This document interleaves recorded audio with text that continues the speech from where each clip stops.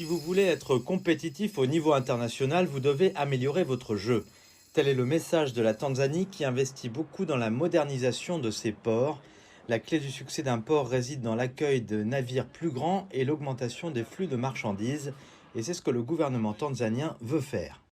L'une des plus grandes tâches du gouvernement est de construire des infrastructures qui peuvent stimuler le commerce et permettre de faire des affaires. Le port de Dar es Salaam est particulièrement crucial pour le commerce des pays voisins enclavés. Pourtant, il est toujours à la traîne avec d'autres ports d'Afrique de l'Est par rapport à ses homologues mondiaux.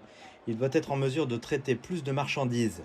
Cette mise à niveau intervient à un moment où le volume des marchandises au port de Dar es Salaam a considérablement augmenté de 21% en mai, selon les derniers chiffres officiels. Tandis qu'au Kenya voisin, le port de Mombasa a connu une baisse du fret de 8%. La Tanzanie veut tirer profit de cet avantage régional et dynamiser massivement ses ports pour qu'ils conservent cette avance, mais la paperasserie et les défis opérationnels restent le principal obstacle.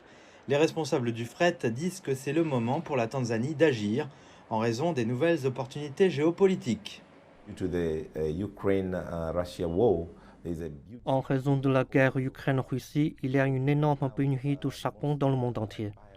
Donc maintenant, la plupart des acheteurs ont commencé à acheter du charbon à soja et le port le plus proche où ils peuvent obtenir de meilleurs services à un taux promotionnel. Car nous sommes toujours en train de promouvoir ce port de Mtwara. Une partie de la modernisation des ports consiste à rationaliser ses flux de trésorerie et ses revenus. Si la modernisation est réussie, la Tanzanie pourrait voir les 3/4 du budget généré par ses ports.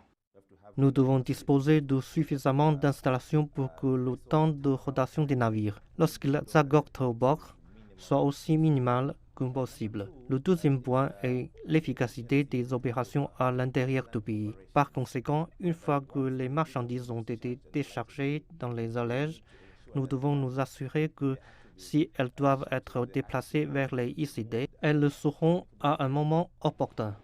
L'engagement de 5 ans pour moderniser les ports tanzaniens n'est pas seulement une question de revenus, il s'agit aussi d'emplois. C'est pourquoi le plan est largement soutenu dans l'espoir qu'il créera de nombreuses opportunités.